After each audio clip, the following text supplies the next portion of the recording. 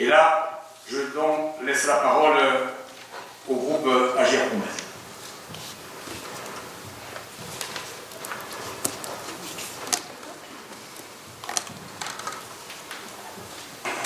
Alors, il y a le discours bien lié de présentation de programme, comme vous venez de le faire, mais il y a la réalité des choses. On nous présente ce projet comme un projet qui appartient aux Mésoises et un projet qui leur appartient et qui correspond à leurs attentes. Soit. Mais qu'en est-il en réalité? S'agissant de la gouvernance, que penser d'un maire qui, dès son élection, se fait voter un maximum de délégations par sa majorité municipale, le laissant seul décideur de certains sujets pourtant importants, comme les opérations menées au Sesquier par le PF. Est-ce cela un projet qui appartient aux Mésoises et aux Mésois? Certaines décisions importantes ne devraient-elles pas passer par un référendum? C'est cela, un projet qui nourrit le débat et qui appartient aux citoyens. Que penser de votre beau discours d'associer les citoyens aux décisions à travers le conseil de quartier? Je rappelle encore une fois que dans votre programme électoral, il évoquait simplement la création de petits collectifs de quartier. Ces conseils de quartier dont vous avez une conception très particulière, Mme Estrada, vous excluez les élus minoritaires, et vous placez les élus de votre majorité en élus référents en ne laissant aucune autonomie à l'organe délibérant du conseil de quartier. Pour vous, un comité de quartier doit être porté par les habitants eux-mêmes. Ils sont les mieux placés pour faire des propositions, évoquer des problèmes et trouver des solutions que les élus écoutent et portent au sein des conseils pour débat et décision. L'élu devrait être l'invité des comités de quartier et non pas le référent. Décidément, nous n'avons pas la même conception de la démocratie. Alors, Madame Estrada, je ne sais pas si vous vous êtes inspirée de la Corée du Nord ou pas, mais en tout cas, ce n'est pas auprès de Joe Spiegel ni de Kingersheim que vous vous êtes inspirée ici, car Joe Spiegel laisse la place aux élus minoritaires. Commencez aussi de la charte des élus que vous avez mis en place dès votre élection, où vous nous dites servir et non pas se servir, mais que vous bafouez aussitôt voter, en vous votant une augmentation de l'enveloppe globale des indemnités des élus, alors que les Mésoises et les Mésois traversent une longue période de douleur. Vous auriez pu y ajouter, Monsieur le maire s'engage à n'exercer que 2 mandats de maire maximum, s'engage à exercer aucune fonction départementale ou régionale, nommer un référent alerte éthique, proposer un vice-présidence de la commission finances à un élu minoritaire. Bon nombre de points que vous n'avez pas souhaité aborder dans votre charte, vous cantonnant à la charte telle qu'elle est inscrite dans la loi. Alors oui, il y a les beaux discours bien huilés et la réalité. Que penser de la place que vous donnez aux élus minoritaires, nous réduisant au seul rôle d'opposants, ne nous donnant aucune possibilité de travailler sur des projets concrets, nous excluant des référents de quartier, des réunions importantes, excluant M. Baïza de certaines réunions de l'agglo? Que pensez de votre tribunier dans le journal municipal où vous réglez vos petits comptes personnels à coups d'attaque sur les uns et les autres aux frais du contribuable? Il est temps, Monsieur le maire, de vous ressaisir et de laisser place à l'apaisement et de mettre en place ce beau discours qui laisse place aux concitoyens. N'oubliez pas aussi ceux qui n'ont pas voté pour vous, et en commençant par les élus minoritaires. Et non, Madame Falcon, vous ne travaillerez pas seule. Les élus minoritaires, les Mésoises et les Mésois ont leur mot à dire. Et ce débat ici, qui vous déplaise ou non, il sert à cela. Un autre point m'interpelle dans votre programme, l'emploi. Quelle place infime lui laissez-vous? Alors qu'avec la santé, le pouvoir d'achat et le logement, l'emploi est l'un des sujets qui touchent le quotidien des Français. On nous parle de réflexion des halles, de piscines, de voies vertes, mais l'emploi, Monsieur le maire, vous l'avez oublié?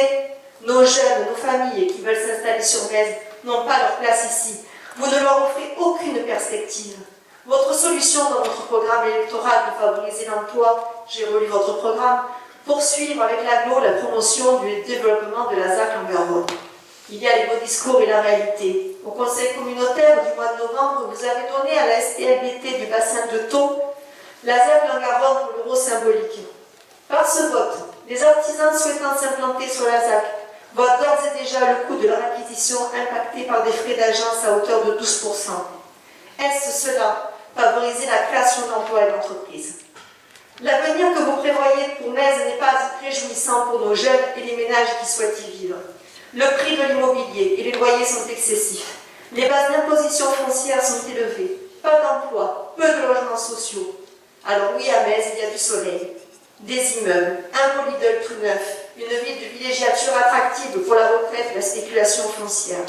C'est bien un choix politique, c'est celui que vous avez impulsé depuis 2001. Allez, monsieur le maire, on vous donne quelques pistes de notre programme. Vous auriez pu créer une plateforme de l'emploi pour les entreprises locales, organiser des forums de l'emploi, développer des chantiers d'insertion, travailler à l'implantation d'entreprises sur notre commune, travailler sur la formation des jeunes en soutenant des projets Erasmus et le programme de réussite éducative. Nous sommes prêts à travailler sur ces projets pour les Mésoises et les Mésois si vous le souhaitez. Un autre point m'interpelle, le commerce.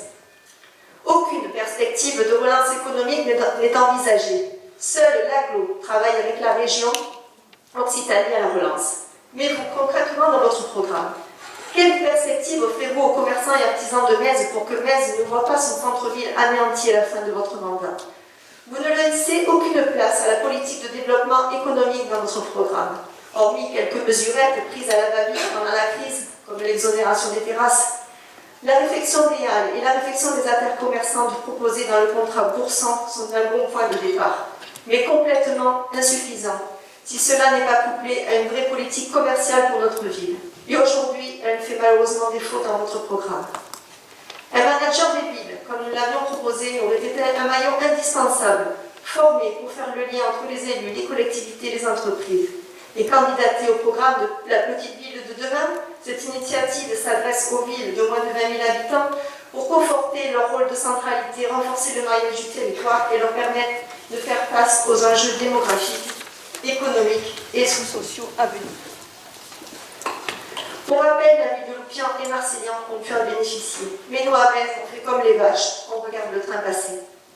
Madame Falcon pourra toujours faire ses petites animations de terrasse ou les animations de Noël, mais qu'en sera-t-il quand il n'y aura plus de commerçants dans Metz? Elle fera ses animations toute seule. S'agissant du tourisme et des festivités, quant à l'attractivité touristique, idem, néant, on se repose une fois de plus sur la compétence communautaire. Accompagner les acteurs locaux, assurer la promotion de Metz, le devenir du village traversal, VTT pédestre. Bon, mais c'est bien gentil tout ça, mais c'est pas, il n'y a rien de vraiment concret. S'agissant des animations festives, là aussi, quid d'innovation, d'ouverture aux autres. Votre seule ambition est la création de comités des fêtes pour élaborer nos fêtes locales. On pourrait se poser la question de comment faire rayonner nos fêtes locales hors des murs de notre commune et ainsi attirer un tourisme festif. Il est vrai que 2020 et certainement 2021 ne sont pas les plus grandes années festives pour notre ville, mais justement, il serait important de profiter de ce break pour faire le point et se préparer à rebondir en nous présentant un programme ambitieux pour notre ville au niveau des festivités. Car je vous le rappelle, la fête du port, ce n'est pas une nouveauté, on l'avait déjà fait au mandat dernier. La nature en fait, excusez-moi, pour ne pas la nommer fête du printemps. Alors oui, il y a les beaux discours, comme vous venez de nous faire, et puis il y a la réalité. Et la réalité, elle n'est pas celle que vous nous décrivez.